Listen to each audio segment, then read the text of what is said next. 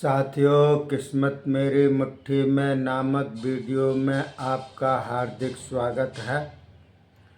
साथियों, क्या आप जानते हैं कि कुछ लोग ऐसे होते हैं जो बिना वजह से ही डरते हैं। कुछ लोग ऐसे होते हैं जो बहुत ज़्यादा डरते हैं। रात में सोते समय भी उनको अच्छे स्वप्न नहीं आते हैं और वो भयानक सपने देख करके डर जाते हैं। और कुछ लोग ऐसे होते हैं जो डर के मारे झूला भी नहीं झूलते हैं। जो हवाई झूला होता है, बहुत ऊंचा होता है, उस पर भी नहीं झूलने का साहस कर पाते हैं। और वो हर किसी से बिना वजह से ही डरते हैं, बिना किसी कारण से डरते हैं।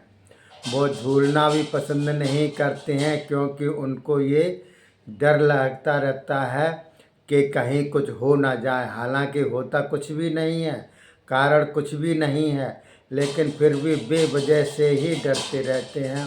तो क्या कारण है, क्यों डरते रहते हैं? क्योंकि उनका जो सूर्य होता है वह कमज़ोर होता है। कुंडली में ज्योतिष के हिसाब से जिनका सूर्य कमज़ोर होता है उनकी ऐसी प्रतिक्रिया होती है, वह हिम्मत वाला कोई भी काम नहीं करेंगे। तो साथियों, क्योंकि सूर्य जो होता है वह आत्मा का कारक होता है। तो आत्मा जो होती है ये शरीर में मुख्य होती है। सांस एक बार को ना भी लो तो भी चलेगा। 2 मिनट 3 मिनट जो योगाभ्यासी होते हैं वह रोक करके रखते हैं सांस को। लेकिन जब आत्मा निकल जाती है तो शरीर बिल्कुल बेकार हो जाता है, निर्जीव हो जाता है। तो इसलिए आत्मा जो होती है इस शरीर के अंदर मुख्य होती है। तो इसी प्रकार से आत्मा का कारक सूर्य होता है। तो सूर्य जब आत्मा का कारक होता है, जिनका आत्मा कमज़ोर होती है अर्थात सूर्य कमज़ोर होता है, वो डरते बहुत हैं। यही कारण है कि सूर्य के कमज़ोर होने से उनकी आत्मा कमज़ोर होती है। और आत्मा जब कमज़ोर होती है तो वो हर प्रकार से डरते हैं, रिस्क लेते नहीं हैं। तो साथियों, सूर्य जो होता है तो उसको किस प्रकार से प्रबल बनाया जाए, उसको उच्च का कैसे बनाया जाए, तो उसके लिए मैंने पहले आपको बतलाया था कि जल से अर्घ देते हैं सुबह सुबह उठ करके। तो देखिए साथियों, सूर्य नारायण का जो दिन होता है रविवार माना जाता है। रवि का मतलब होता है सूर्य, तो रविवार का दिन होता है सूर्य का। वैसे तो आप डेली अर्घ दीजिएगा तांबे के लोटे से सुबह उठ करके, लेकिन रविवार के दिन कभी नागा मत कीजिएगा और सूर्य नारायण को जल दीजिएगा। अगर तांबे का लोटा ना हो तो हाथ से भी दे सकते हैं, जल दे सकते हैं। शुद्ध जल होना चाहिए और सुबह सुबह का टाइम होना चाहिए। उस दिन रविवार वाले दिन कोई भी खान पान में विशेष ध्यान रखिएगा। जैसे अशुद्ध चीज़ होती है, अशुद्ध चीज़ में प्याज लहसुन आती है, प्याज लहसुन मत खाइएगा। और रविवार वाले दिन आप अपने बाल मत कटवाइएगा। बहुत से दाढ़ी रविवार को ही कटवा लेते हैं, दाढ़ी मूछ सब कटवाते हैं, नाखून भी काटते रहते हैं रविवार वाले दिन। तो जिनका जो है रविवार अच्छा भी होता है तो वो भी खराब हो जाता है। तो इसलिए रविवार वाले दिन कभी भी भूल करके भी बाल ना कटवाइएगा, नाखून ना कटवाइएगा, अशुद्ध चीज़ ना खाइएगा। और मांसाहार तो बिल्कुल ही मत कीजिएगा। मांसाहार का त्याग कीजिएगा, सात्विक भोजन कीजिएगा, एक बार भोजन कीजिएगा।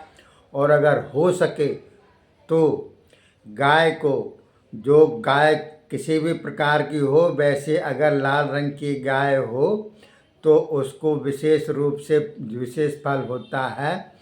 आप जो है रोटी में गुड़ रख करके उसको खिलाइएगा, तो इससे भी सूर्य प्रबल होता है। तो ये कुछ ऐसे उपाय हैं जो आप कर सकते हैं अपने जीवन में, और सूर्य को उच्च का बना सकते हैं। जब सूर्य उच्च का बनेगा तो कुछ दिनों के बाद में आपका जो डर है वो धीरे धीरे जाता रहेगा आपके जीवन से, और आप जो है अपने जीवन को सार्थक बढ़िया निर्वाह कर सकते हैं। तो सूर्य जो होता है वो सर्वप्रथम माना जाता है, ज्योतिष के अनुसार भी माना जाता है, और वैसे भी सूर्य प्रबल हो जाता है तो आदमी का यश कीर्ति फैलती है। यश कीर्ति उन्हीं की फैलती है जिनकी कुंडली में, जिनके जीवन में सूर्य जो होता है वह प्रबल होता है, अच्छे स्थान पर बैठा होता है। इसके अलावा देखिए अब दूसरी पहचान ये होती है, आप नहीं जानते होंगे लेकिन मैं आपको बतला दूं कि जिनकी सीधे आँख विशेष रूप से कमज़ोर हो, या बाईं आँख से सीधी आँख थोड़ी सी छोटी हो, क्योंकि दोनों आँखें बराबर नहीं होती है किसी की। ध्यान से देखने पर पता चल जाता है कि कौन सी आँख छोटी है, कौन सी आँख बड़ी है। तो अगर आपकी सीधी आँख कुछ रोशनी कम हो बाईं आँख की अपेक्षा, या कुछ खराब हो, या काने हो दाहिनी आँख से, XYZ कोई भी आँख की सीधे आँख की खराबी हो तो इसका मतलब होता है कि आपका सूर्य खराब है। तो सूर्य जो होता है वह सीधे आँख से भी उसका मतलब निकलता है।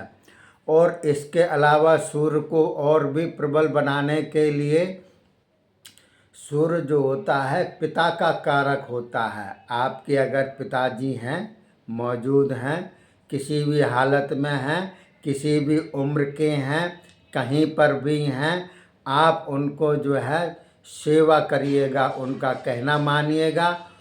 कहना मानना ही उनका सबसे बड़ी सेवा कहलाती है पिता की। तो पिता का कारक सूर्य होता है, तो इसलिए जो है आप पिता की सेवा कीजिएगा, पिता का कहना मानिएगा।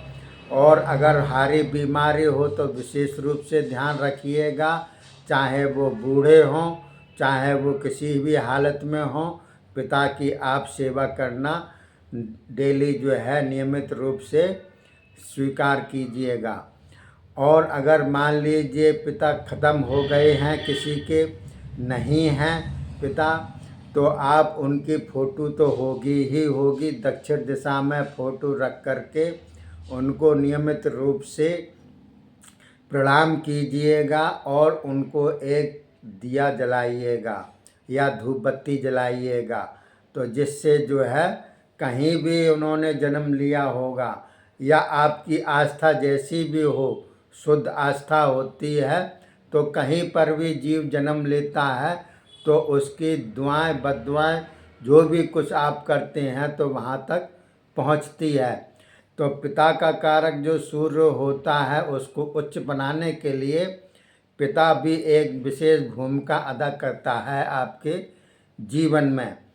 तो और यश कीर्ति भी फैलाता है सूर्य जिसका प्रबल होता है, और नीच का सूर्य होता है तो उसकी बदनामी होगी।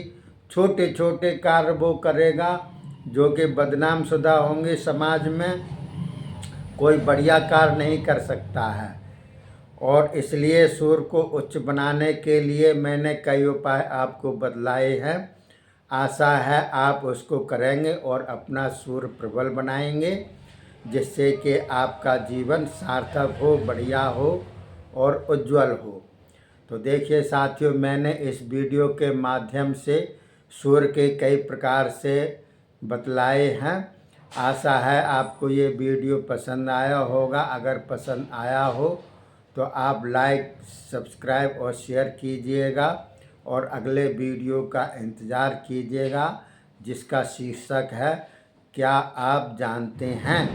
तो देखिए इसके बाद जय हिंद, जय भारत।